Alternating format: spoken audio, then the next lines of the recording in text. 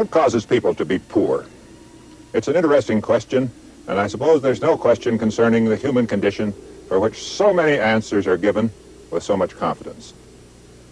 It is said that the people lack energy and ambition, or the country is poor in natural resources, or their economic system, capitalism, socialism, communism, is wrong, or the economic policies of their government are ill-conceived, or they're otherwise misgoverned, or there's no will to save and invest, or education is inadequate.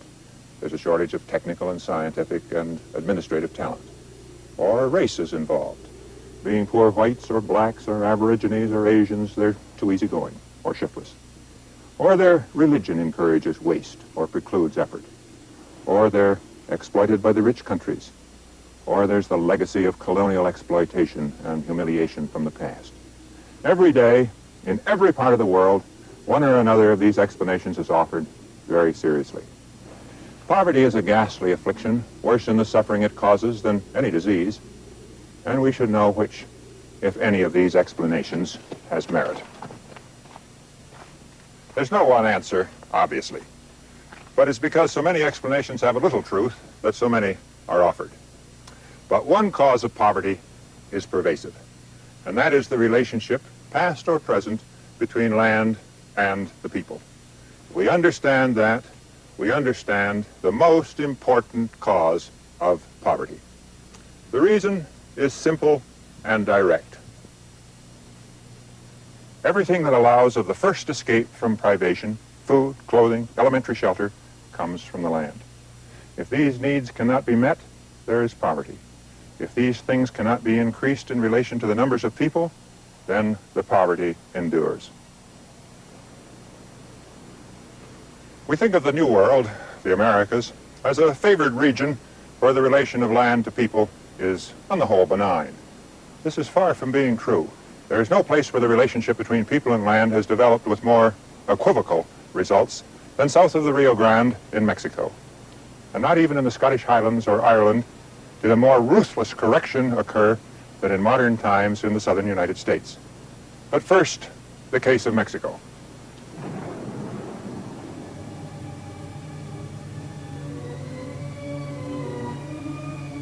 In Mexico, the Europeans found a highly developed culture.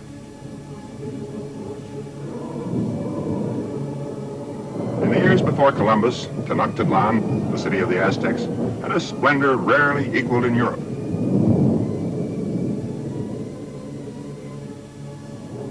The pyramids of the sun and the moon tell of the natural forces on which life here, as everywhere, depended. The Aztec society was led by priests, and it supported a noble caste. But the base of its pyramid was formed, as always, by those who worked the land. There are still distant reminders of that agriculture. Where Mexico City now stands, as all know, was once a lake. And within the lake were floating fields, still to be seen here at Xochimilco. These waterborne farms provided just enough to support a family. Aztec culture did not embrace, certainly not fully, the notion of private property in land. Although for mankind over history, it's been an easily acquired concept. Land was worked cooperatively, and what was guaranteed and protected by authority by the gods was not private property, but the right to participate, to share in the work and the food.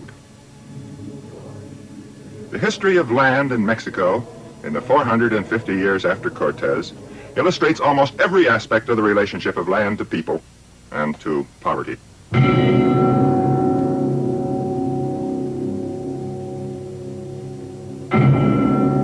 Spanish colonialism we saw earlier had definite, explicit form. The rescue of souls was one purpose, and the enrichment of the crown and the colonists was the other. The colonists were granted great tracts of land, and with the grant went the right to extract revenue from the Indians and the right to extract labor too. European feudalism was imported into the New World in a wholly precise and forthright form. The classic institution of Mexican feudalism was the hacienda. It was inward-looking, self-sufficient, governing, directing its own labor force. This hacienda stretched to the mountains around. In Mexico, acreage was always more important than quality of cultivation. After independence in 1821, the haciendas were further enlarged at the expense of the communal lands of the people. By 1910, 95% of the farm families had no land at all. 5% owned nearly half of Mexico. 17 families owned nearly a fifth of the country. The privileged have regularly invited their own destruction with their greed. The authentic voice of the landless poor was Emiliano Zapata. Other leaders were intellectuals, even landowners. He was from the soil. The explosion of which he was so much a part came in 1910. Mexicans like to say that theirs was the first of the 20th century revolutions. Certainly it was the first revolution ever to be captured on film. And it did change not a government, but a social structure. Zapata's cry of land and liberty anticipated by 7 years Lenin's slogan of peace, bread, and land. The Mexican Revolution, though real, lasted a long time, as have these railway coaches, which ever since have stood on the tracks here at Coahuila. There is another monument at Coahuila to Zapata, its son. As was thought appropriate to a hero as to a saint, it is in gold. Eventually, much in the 1930s by Cardenas, the land was returned to the communes, to the ejidos. The great houses and the haciendas remained the symbols of all that was hated, and they were allowed to fall into ruin, and only the shells remain. The people in the haciendas were poor, needless to say. The restoration of the ejidos did not make them rich. There remained too many people, too little good land, and very little capital to pay for improvement. And the ghost of Thomas Malthus also walked here. When there was improvement, there were more people to consume. So an equilibrium of poverty remained, and it still persists. It is with this problem that the people and the government of Mexico now contend. That irrigation, hybrid grains, machine cultivation, fertilizer can increase agricultural output is not in doubt. But if people are poor, all that is produced is consumed. Nothing remains to spend on seed stock or on fertilizer, which is vital and expensive. And there is a further problem. Small communal holdings lend themselves well to social idealism, but badly to machine cultivation. Where money, space, land are available, Mexican agriculture is as progressive as any. The Green Revolution was born here in Mexico's experimental stations. It was for the work in Mexico on grain hybrids that Norman Borlaug won the Nobel Prize, and it was work of the highest level of compassion, work that has already saved millions from hunger, disease, famine, and death. But the Green Revolution does not alter the lesson of Mexico. Where capital and land are not available, the equilibrium of poverty continues. It can be broken in only 4 ways. One is to provide more land, which is a hard thing to do. The second is to invest in improved cultivation, and we've just seen the difficulties. The third is birth control, which is a further story in itself. The fourth solution is for the people to leave.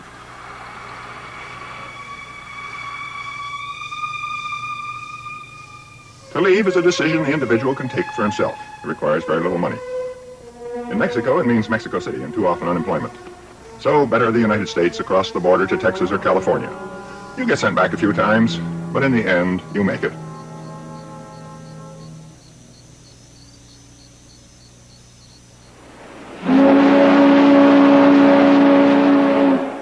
In the southern United States, the lesson of land and people continues. It's a mistake to imagine that the equilibrium of poverty belongs only to the history of the Third World. But here the equilibrium has been broken.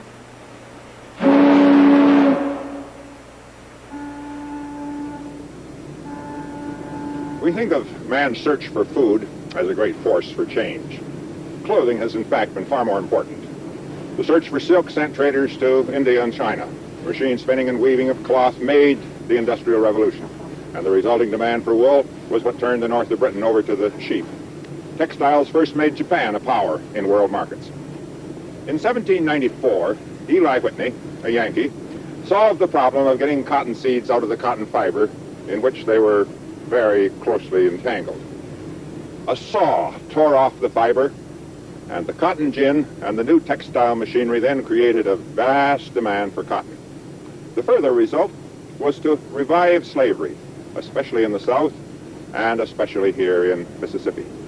Previously, slavery had been economical only for a few crops, tobacco, rice, sugar, and men with a reputation for foresight, the self-appointed futurologists of that time, had been saying that it would soon be obsolete and it would soon disappear. Thanks to Whitney and the cotton gin, slavery now had a huge, wonderful revival.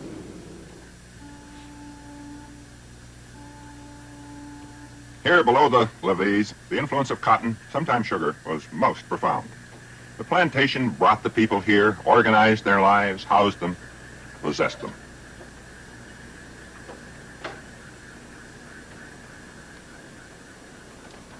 To make a cotton crop, I must tell you, is always made, not grown, required gangs of labor for planting, chopping, picking, and labor productivity was maintained by the voice and the whip of the overseer.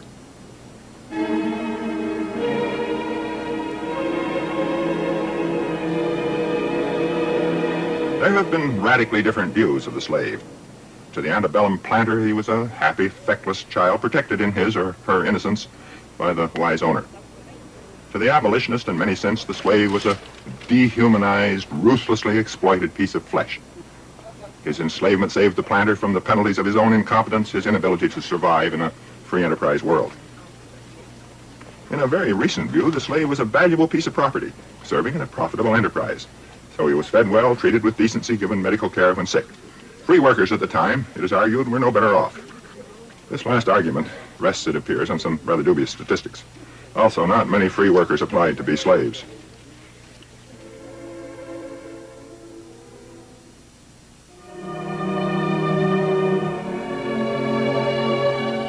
In the northern states, the farmer owned and farmed his own land, reaped gain and suffered loss. So his was the whip on his own back. There were no mansions like this. The classical motif on the southern plantation is worth a thought, a conscious or unconscious imitation of Greece. Another society that also proclaimed its democracy and was also a leisured aristocracy based on disenfranchised slaves.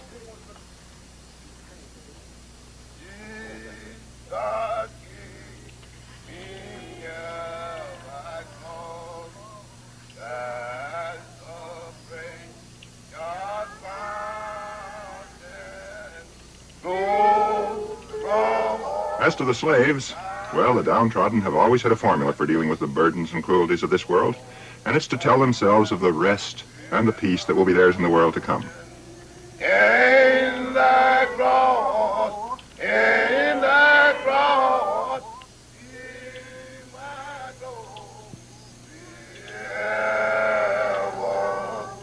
till my rapture soul shall find rest beyond thy river. Amen. I feel good, y'all. I do. I feel good. However it might be organized, the old cotton economy was an equilibrium of poverty. The Civil War came, slavery went, and cotton production was quickly restored.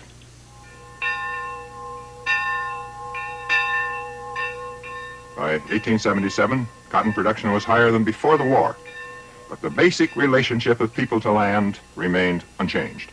The equilibrium of poverty was not broken by the freeing of the slaves. The former slave now got a share of the crop, sharecropping. The landlord furnished him his food with the furnish to be repaid out of the next crop.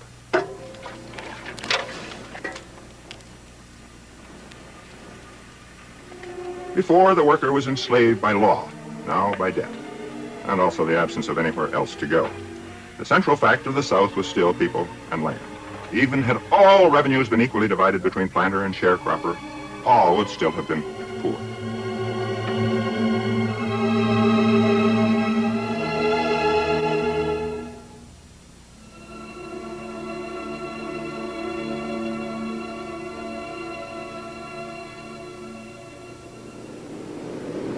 Before World War II, there were 764,000 blacks in the farm labor force of the southern states. By 1970, 30 years later, there were only 160,000, only about a fifth as many. Mississippi was the greatest of the cotton states, and in consequence, the equilibrium of poverty was here the most highly developed of any state. And in further consequence, Mississippi was the poorest state in the whole Union. Before World War II, Mississippi had 107,000 black farm workers. In In 1970, there were fewer than 18,000. It was no longer economically necessary in the South to have a poor, docile, badly paid, exploited labor force. Civil rights for blacks had become economically feasible. Again, we see the influence of economics on morals and civic behavior. The effect of economics in this case, I would put slightly above that of both the Congress and the Supreme Court.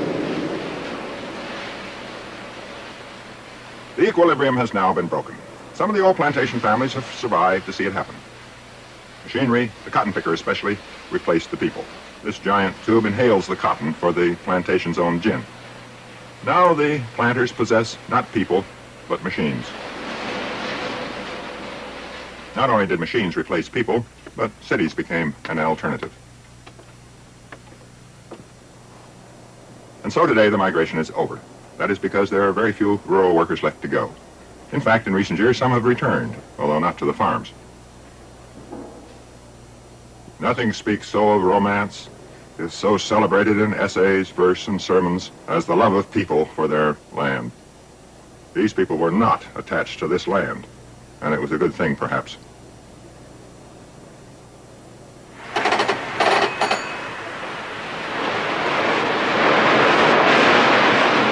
The South has changed, but the great river remains, and the remnants of the old cotton culture are now here for the tourists.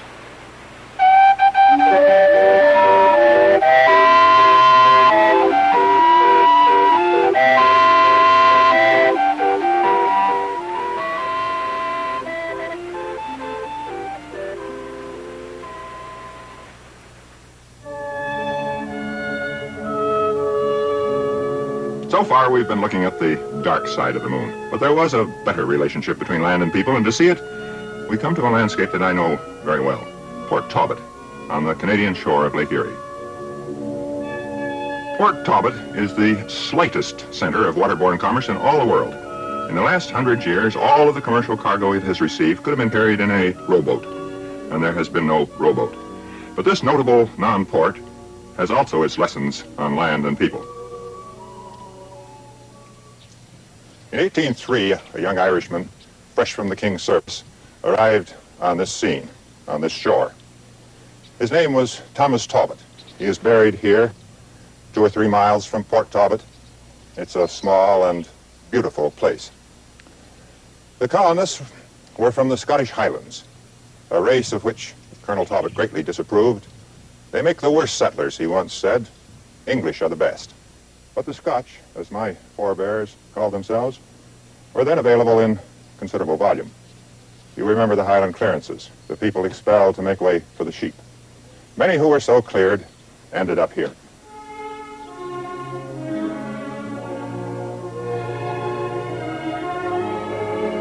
In Mexico and the American South, we've seen, land was handed out in huge blocks. Political power then went with ownership and acreage. Democracy was impossible, aristocracy inevitable. And it could have happened here. Each settler coming to Port Talbot was given 50 acres, provided Colonel Talbot liked his appearance, was sober that day, and otherwise in a good mood. For dividing the land into 200-acre lots and laying out the roads, the colonel kept the other 150 acres. Here was the beginning of landlordism on a huge scale. But here, democracy was saved. The colonel had no troops. He couldn't hold out against the settlers, who soon wanted and got the acres next door. So there was no separation between landed and landless. All demanded and received a share in government. The landless did not accumulate in an equilibrium of poverty. And among the families so favored was mine. There was to this lovely old farm under the hill that the primordial Galbraiths came from Argyll. We always called it the old homestead. The sun shone in from the south and the north wind was kept out by the hill, and everything ripened a bit earlier and better than anywhere else. This is how people lived a generation or so after they arrived. We always heard how brave they were to face the wilderness. The bravery was for those who didn't come. This was the farm of my parents. There were 100 acres here, along with another 50 up the road. Our Shorthorns were modestly famous, and they led me briefly to a career in animal husbandry. I took my first degree in that subject at the Ontario Agricultural College, and a number of people have always wished that I might have remained with this field of study. This farm is, I believe, unremarkable, although it certainly didn't seem to me so when I was young. It seemed to me a lovely place, marred by a certain number of rather tedious chores. There's only one advantage in being born on a working farm, a farm where you have to make a living, and that is that nothing ever afterwards really seems like work. From these farms, and others across the border in the United States, came the last of the great adventures in colonization, the settling of the Canadian West. It's surprisingly recent. When I was a youngster here in Ontario, people were still pulling up stakes, that is what they called it, and moving to Manitoba, Saskatchewan, and Alberta. Until almost that time, the Canadian railroads still had colonist cars, bunks and benches and stoves on which families could cook, all designed to ferry people to the west at the lowest possible cost. The Canadian westward movement completed what may well have been the most important single economic development of the last century. That was the occupation of the great empty grain-growing lands of the world by Europeans. The United States, Argentina, Australia, the Canadian prairies, these lands now produce a fifth of the world's bread grains and most of the exportable surplus. There is a vision of the world which has the poor, densely populated countries of the third world tilling the soil, supplying food and materials for the industrial lands of North America and Europe. It is the reverse of the reality. As suppliers of food, Canada and the United States are the first of the third world countries. This food goes to India to feed people caught up there in the equilibrium of poverty. Of the Scotch with whom I grew up, none was rich, but few were poor. All had property, farms, houses, in my youth a Model T, beyond the dreams of those who remained in Scotland. But even from the favored Ontario countryside, some people had to go.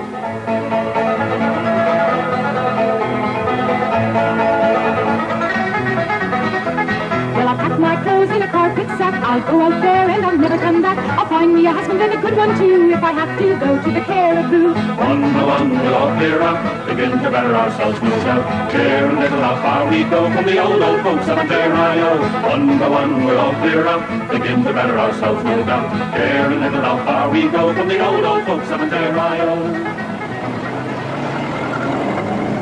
Coming to Canada, the settlers came to empty lands.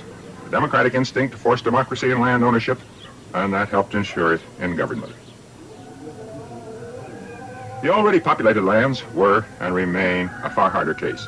Here, the relationship of people to land is long-standing, half as old as time itself. One such case is the Punjab, the great plain watered by the 5 rivers that give it name and life, and that stretches across northern Pakistan and India. Punjabis mostly own the land they work. Holdings are modest, but they are not microscopic. The lesson here in the Punjab is of the age-old pressure of people on the soil, and of the power of tradition and family and religion to make academic the most discussed of all measures for redressing the relationship between crowded land and people, that is, birth control.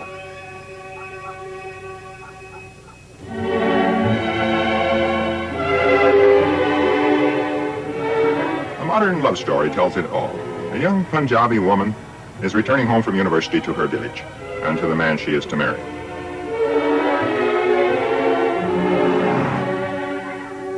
She's returning to the land of her father and to the village and the family traditions that are here the decisive force. All who know this world would share her knowledge of the power of this tradition. It's the rock on which the reforms of many a casual amateur have foundered.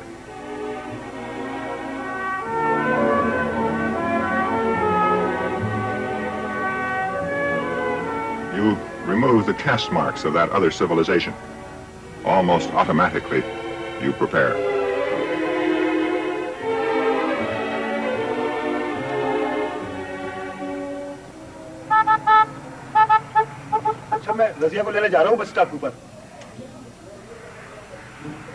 It is proper that the bridegroom should watch her arrival discreetly from a distance. It's her father who comes to the bus stop.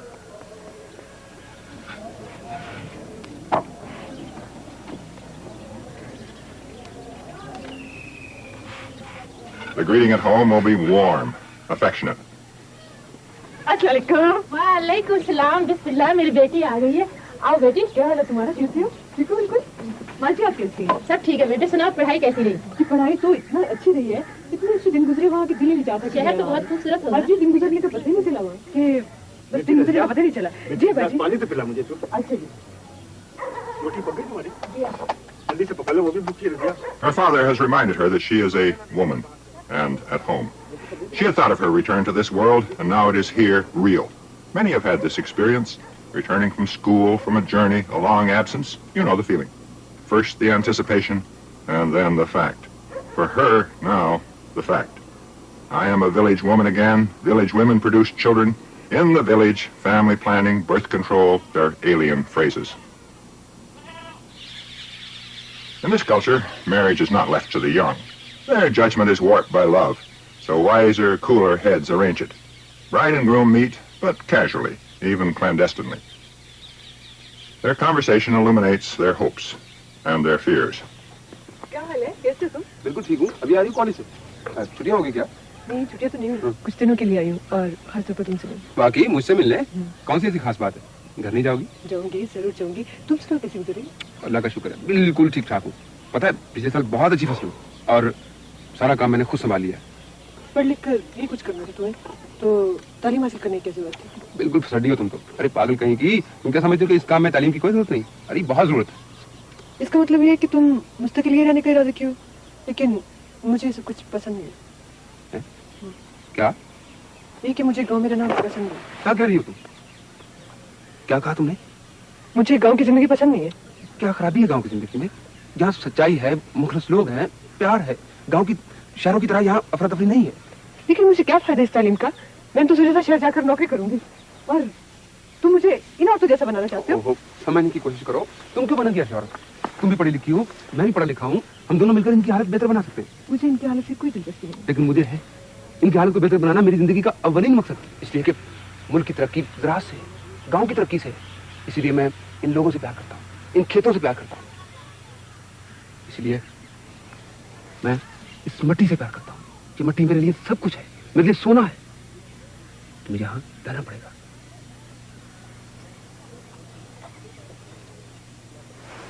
तो मुझे बच्चे पैदा करने वाली machine बनाना चाहते हो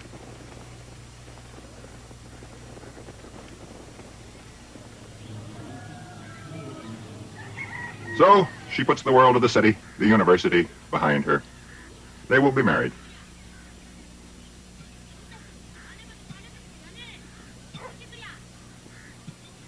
She has shown us what happens when the modern world comes to the traditional village culture. She will be valued by her husband for the sons she produces. The assurance these sons provide that her husband will have support in his old age, will not have to toil all of his years in the hot sun. And so the marriage and the children will follow. कबूल है कबूल है कबूल है कबूल है कबूल है कबूल है But first, the wedding feast.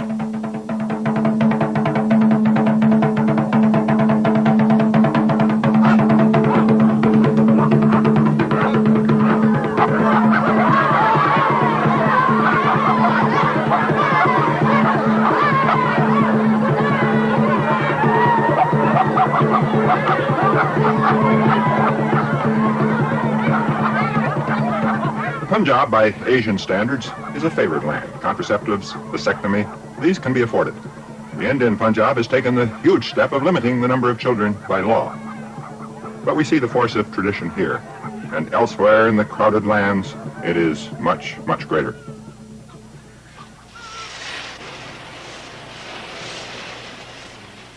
You will ask about land reform. Land can be redistributed. And this is being done in both the Indian and the Pakistani Punjab.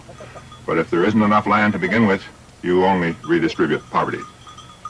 So all that remains as a solution is a gain for the people to go.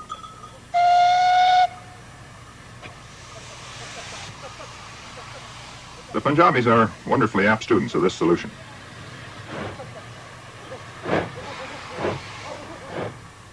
In a rational world, these diligent, good-natured, mechanically alert, ambitious people would everywhere be wanted. None would be left at home.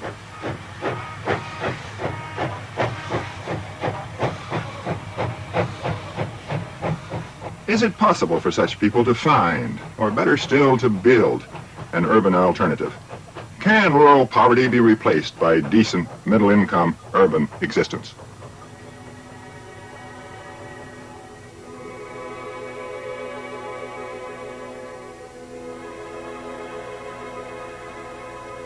There is some evidence in favor. The Asian offshore islands, Japan and Formosa, Hong Kong and Singapore, all employ the former rural poor. Singapore is the most spectacular case. This city-state lacks every resource, including space. It is 27 miles long, 14 wide, and a moderately ambulatory citizen can easily traverse it on foot in a day. Along with space, minerals, raw materials, food, energy, everything except people is lacking. Because so much is lacking, Singapore does show what is possible. Its modern history begins with the Japanese surrender in 1945. There was an earlier surrender, but only this one is commemorated, here in wax. Then, its future was as a British colony or protectorate. And now the remnants of British culture are hard to find.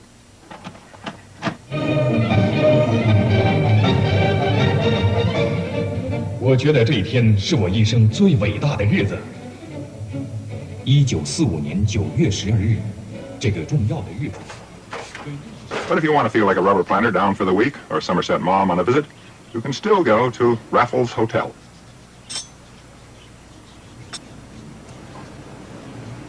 What is it that makes a country that's without land, without material resources, almost without space, actually work and work pretty well for its 2 million people? Provide them with a per capita income that's around 9 times that of India, maybe 6 times that of China. There must be a lesson for the world here in Singapore, and we should know what it is. Location will surely be cited. Singapore is on one of the great ocean crossroads of the world, and for generations it has been a dividing line. People have said east of Singapore, west of Singapore. But being on a crossroads has worked no similar miracle for Panama or for Suez. I would divide the credit between the people and the government. The talents of 3 races, Chinese, Indians, Malays, are blended here, and they work together without the fettering traditions to which they would very often be subject in their home countries.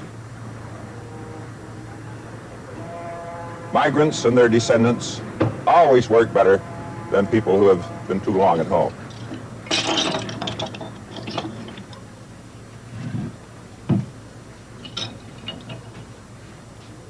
It's very unfashionable in our time to explain economic development by race or ethnic origin. We carefully avoid it in books, although we take it for granted in conversation. I would attribute much in Singapore to the excellent ethnic admixture. The Mandarins are the Chinese. They bring to Singapore their art and their ancient experience of organization.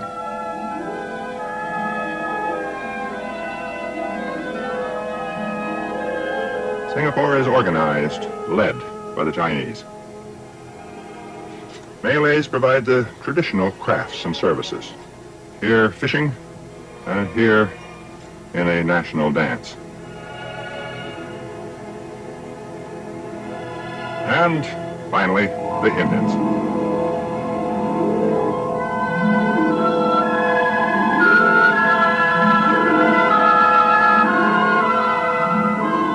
Some are Tamils, a few Punjabis. Indians are traders, lawyers, in the professions. Most numerous, the Chinese. An interesting and indispensable man, this. He is Hao Yung Chong, Minister for whatever needs to get done. He is the Development Bank, Airline Port Authority, head of the Civil Service, the all-purpose public entrepreneur. And Lee Kuan Yew, the all-purpose politician. He is one of the more remarkable and durable people of our time, also an old friend. Once a few years ago, he decided to take a sabbatical leave from being Prime Minister and came to Harvard for a term. I see you've got a rather strange configuration. Here they concentrate on land reclamation, increasing Singapore's scarcest resource and what it costs. And on the port, a uniquely vital facility. Work out to per square foot. About $2.29. It will cost at least $8 in the port because the water there is deep. Including the shore protection works, I think. And if you take into consideration... They are practical men, pragmatic, which is to say they test action not according to theory, but according to what works. The value of the... What is it? The present value is 100, 200. He's getting more. I know he's getting more. So, Yun Chong reports on the economic prospect. Like all who so report, he says things are getting better, but he adds a sour note or two. Setting precedents. so we can ignore this one. No, this doesn't make very much difference. All right, next, how's your economic indicators? I think we are passing through probably the trough. And balance, I think we probably have seen the worst with the coming in of the Christmas, New Year season. I think there'll be more. The inventories have been run down completely now. And there will be, I think, a slight improvement over the next few months, 2 or 3 months.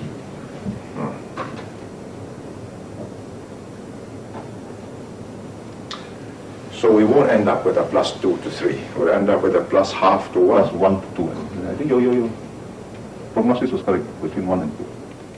The Singapore government contribution is to make pragmatic use of all ideas and to refuse to be the captive of any one idea. Is Adam Smith alive here? The answer is very much. There can be few places in the world where self-interest is pursued more diligently and with more visible enjoyment in the results. Does Keynes survive here? Also very much. Public and private outlays are related as a matter of course to the availability of workers and the current and the prospective capacity of the economy. The post-Keynesian view of inflation, a view with which I've been very much concerned, is also treated with real respect in Singapore. Wage settlements are carefully controlled to minimize inflation and keep Singapore products competitive in world markets. When other people talk of an incomes policy, Singapore economists and businessmen and union leaders must surely yawn because they've had one for many years. Is there planning? Is there socialism in Singapore? Have the Webbs and Franklin Roosevelt and Clement Attlee been here? Would Enoch Powell and Barry Goldwater be distressed? The answer again is yes. If housing, the harbor works, transportation, trained people, if any of these are needed or other things, the government provides them. Self-interest serves pretty well as a motivation, but it is recognized in Singapore that it does not serve all purposes and that it serves best within a framework of careful overall planning. Singapore has another virtue. The rhetoric of both free enterprise and socialism is almost completely absent. This is also aesthetically rather a treat. Singapore doesn't lend itself to the starry-eyed voyage of discovery. Success has a price, necessary or otherwise. Some of the rules governing personal behavior have been intrusive and petty. And in a world of soft states, Singapore is a very hard one. Lee Kuan Yew comes here to open Parliament, and Parliament is a very acquiescent body. A Parliament, in fact, can be a little like a company board of directors controlled by the management. Large companies are not democracies of their stockholders, nor is Singapore.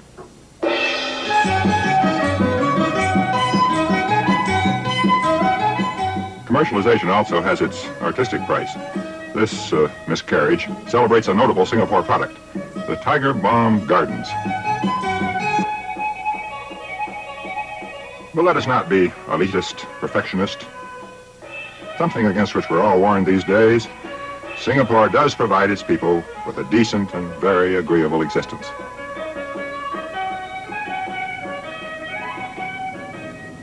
Singapore does show that there can be a solution to the problem of many people and too little land. Many people do live here and live very well on very little space. The concept of a city-state is valid and workable. But we had better not suppose that it is a safe or an easy solution. For one thing, it requires peace. Singapore must have friendly, well-disposed neighbors. War almost anywhere could be a disaster. And everything depends, too, on the continuing good sense of the government and the people. Change anywhere else in the world, recessions, inflation, alterations in trade routes, affect Singapore. And it cannot affect such changes. It must always adjust to these changes, and this adjustment must be governed by thought and not formula, pragmatism and not ideology, and cool good sense and not political passion. That is the kind of government that is required, and the people must have the confidence and the good nature and the discipline to accept change even when it hurts.